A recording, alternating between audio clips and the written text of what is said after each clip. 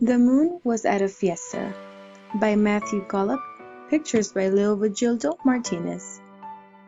For hundreds of years, the sun and the moon stayed in their separate skies. It was the sun's job to shine all day long while people went about their work. It was the moon's job to watch over people's dreams. Both were happy with the arrangement until the night the moon overheard the stars gossip. Some stars wished they could come out with the sun. All the games and feasts, they said, take place under the sun's brilliant rays, and those are the times when people wear their most colorful clothes. The moon imagined how lonely she would be if the stars really left her, so she tried to learn the sun's secret for fun by staying awake while the sun was out, but sooner or later she'd nod off to sleep. Then one afternoon, a great commotion awakened her. Blurry-eyed, she gazed down upon the earth. Fireworks mounted to toy animal spuns and popped over people's heads. Towering stilt-ledged moneygoats were dancing round and round.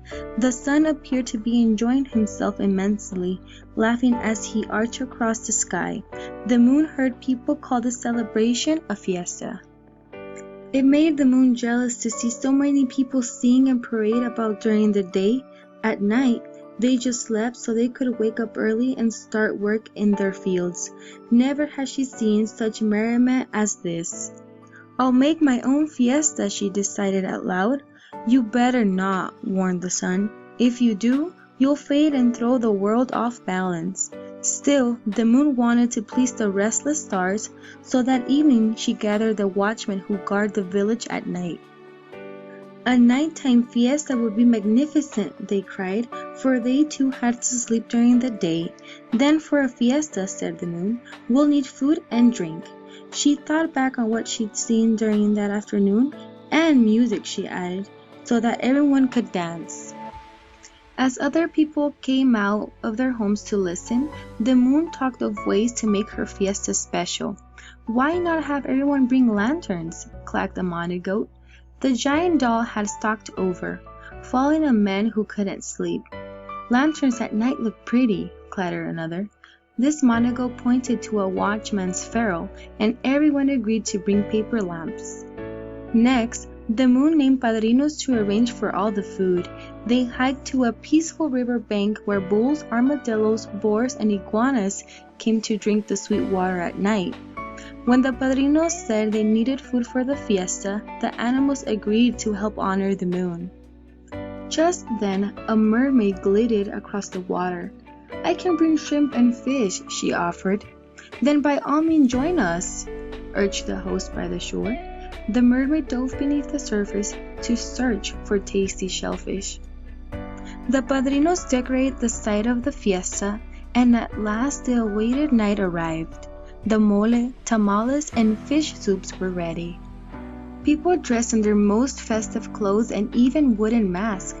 Then everyone gathered amid the glow of lanterns and merrily began to eat, drink, and dance. The moon remembered how the sun had laughed as he arched across the sky.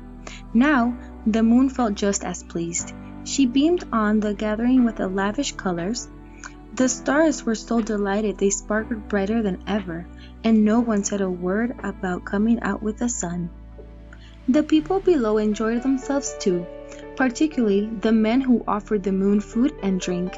The moon, who had never tasted food, liked the flavors so well she stayed overhead. They gave her a little more, then a little more. Finally, the moon ate so much food that she could no longer move across the sky. The people lost track of time, and the party went on and on.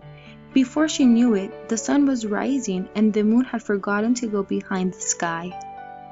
She watched the sun shine as cheerfully as ever while the people dragged themselves home to sleep. Rather than watch over people's dreams, she kept them out all night. The moon, by now reduced to a glimmer, could see what trouble she had caused.